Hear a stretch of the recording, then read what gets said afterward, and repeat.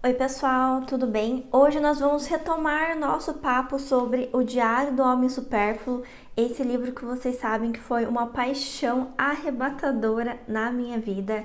A gente já tem um primeiro vídeo aqui que eu explico um pouquinho como que vai ser a leitura, mas basicamente eu estou aqui lendo, todas as entradas de diários e venho aqui no vídeo comentar com vocês. Hoje especificamente a gente vai falar de 3 entradas de diários. A gente vai até a página 31. Então a gente vai falar sobre 3 entradas. O intuito é eu comentar com vocês coisas que eu refleti, coisas que eu pensei. Esse é um livro curtinho, então não tem como não dar spoiler, mas espero que vocês façam a leitura comigo.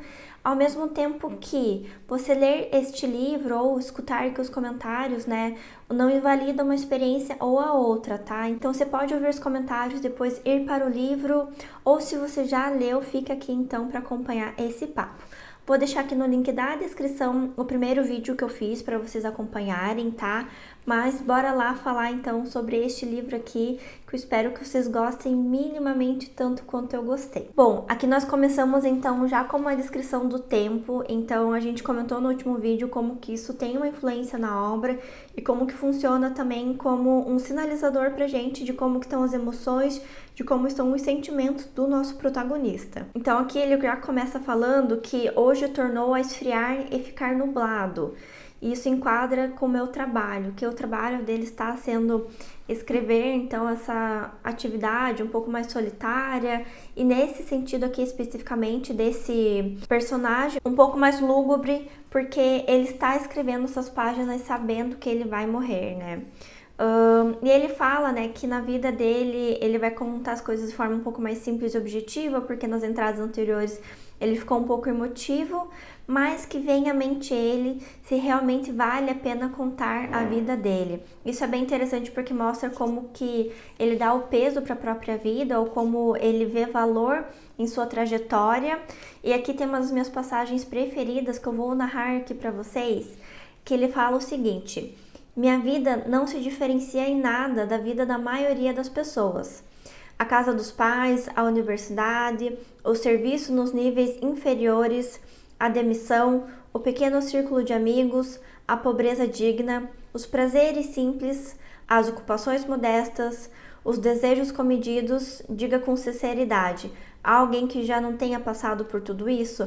Então ele mostra como ele é mais um frente a todas essas outras pessoas, e o porquê, a vida dele se destacaria. Então eu acho que isso é bem legal, e ele fala então que para isso, diante disso, ele vai se questionar então que tipo de homem ele é, que tipo de ser ele é, Ele fala que espécie de bicho eu fui. Eu acho isso muito engraçado. E é o momento então que ele vai reconhecer que ele foi um homem supérfluo, e ele fala que sou um homem de todo supérfluo neste mundo, ou talvez um bicho de todo supérfluo. E aqui é que a gente tem então o termo cunhado, que eu comentei no vídeo anterior, e é nessa terceira entrada de diário que a gente tem essa menção, mais objetiva, fora, todo esse psicológico que já estava sendo construído até aqui. E ele fala também daí que ele vai tomar um chá com a mulher lá, com a idosa que cuida dele, que é a aia dele, e que na verdade é ela que quer tomar um chá e tá querendo puxar ele. E ele fala, porque então não é possível, deixar ela tirar proveito dele nesse momento aí da sua finitude. A partir desta carta, o discurso vai mudar um pouco e vai focar daí nessa definição de si. Bom, nós temos a entrada aqui de diário do dia 23 de março, que começa na página 17.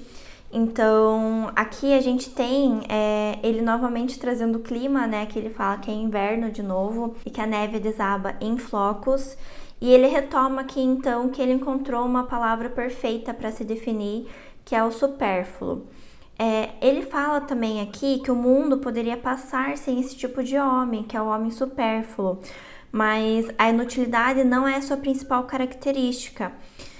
Eu fico pensando aqui o quanto que ele está vivenciando o luto dele em vida, o luto da sua própria morte. Então é uma coisa bem comum que a gente vê em pacientes adoentados, com câncer, pessoas idosas, enfim, né, pessoas que estão cometidas com algum tipo de adoecimento e ele vivencia isso.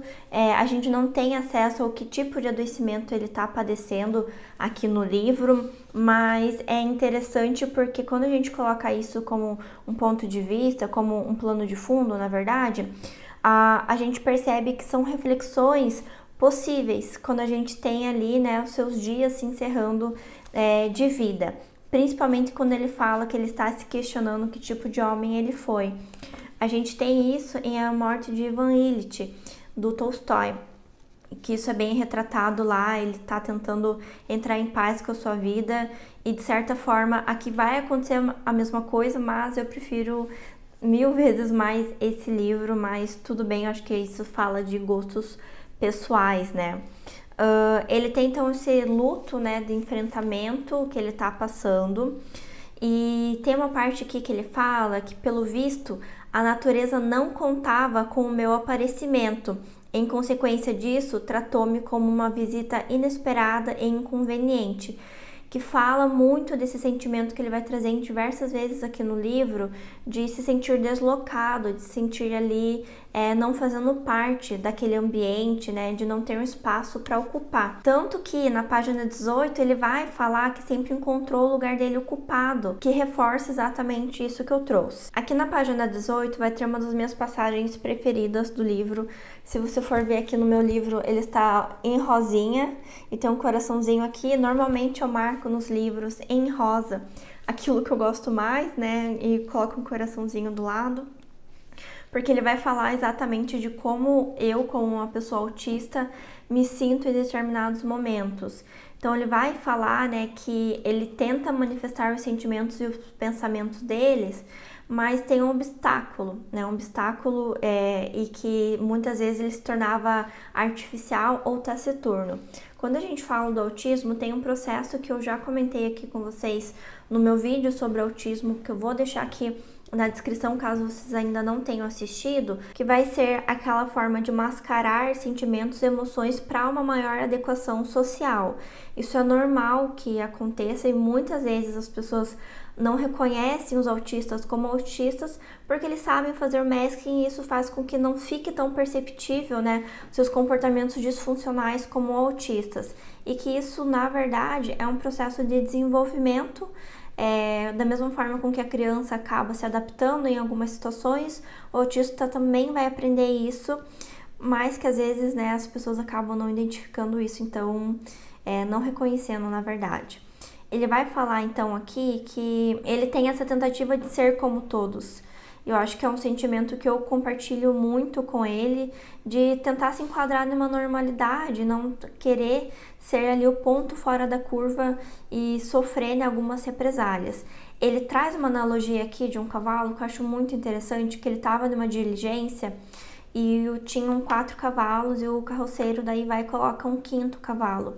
Só que não tem espaço para esse 5º cavalo, ele fica se debatendo, fica tentando se adequar ali, tentando achar um espaço. Os outros acabam também ficando incomodados com aquela presença externa que não estava programada ali, que eles não estavam esperando. E ao mesmo tempo que o carroceiro começa a caçoar do cavalo. Então isso mostra pra gente também como ele se sente como esse 5º cavalo em várias situações. Ele fala também do comportamento dos amigos, que causam um estranhamento também quando ele se aproxima.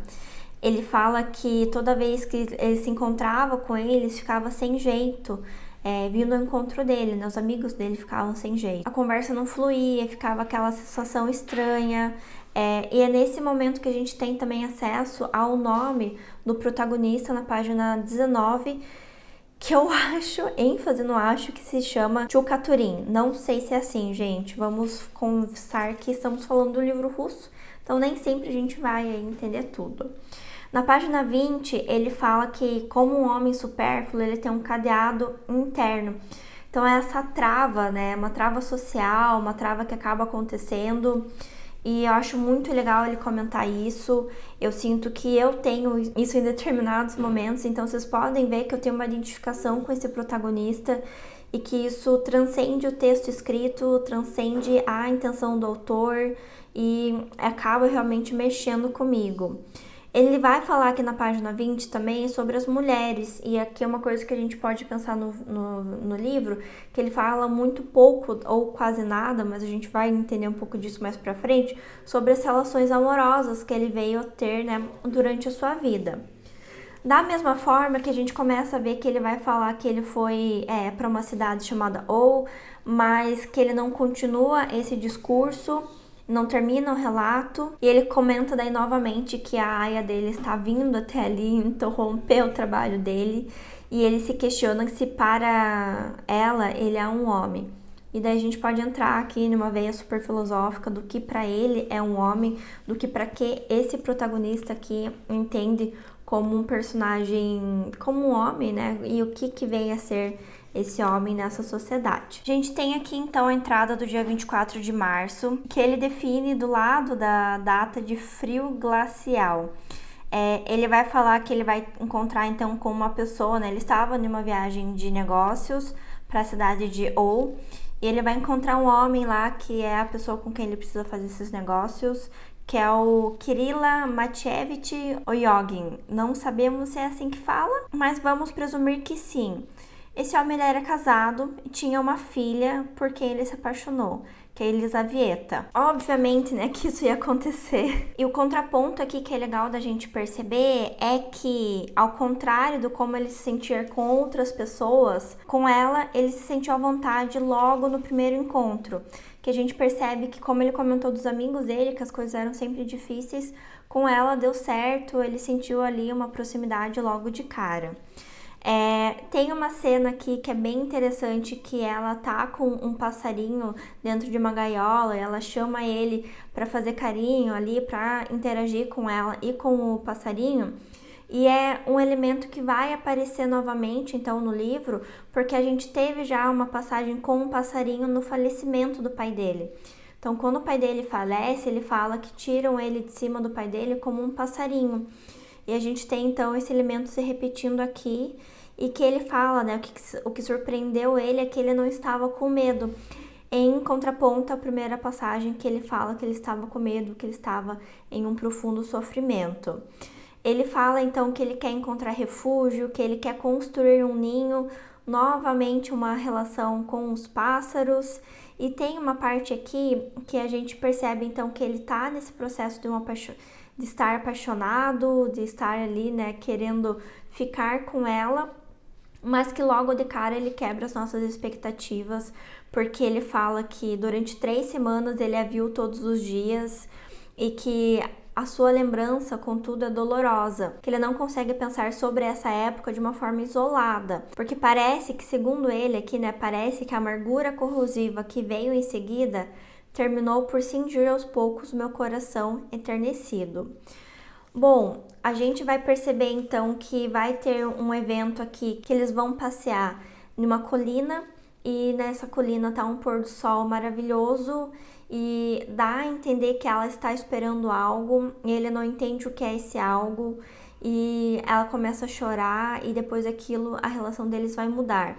O que a gente fica então no subentendido, no que não está escrito? Ela estava esperando que ele pedisse ela em casamento, e apesar dele estar apaixonado, ele não tendo uma boa leitura de cenário, como a gente sabe que ele é um personagem um pouco diferente nesse sentido, que ele não tem uma percepção ali de relacionamentos interpessoais, ele não saca isso. Então, ele fala que ela passeava com ele como um irmão, mas ela nunca disse isso. Era uma interpretação que ele estava tendo, provavelmente errônea, e que faz com que essa relação deles não tenha sido possível. E é dessa forma, então, que a gente encerra essa passagem, que para na página 31, e a gente fala sobre as próximas em um próximo vídeo. Espero que vocês tenham gostado aí desse vídeo. Se você curtiu, não esqueça de deixar um like, de se inscrever no canal, de compartilhar com alguém que já leu ou queira ler este livro aqui no Diário do Homem Supérfluo. Lembrando que agora nós temos uma área de membros aqui no canal, então você consegue acessar essa área através de um link que tem aqui embaixo do vídeo. Você consegue já ver quais são os benefícios, quais são os valores, e vou ser imensamente grata de te ter nesse novo espaço. E a gente se vê no próximo vídeo.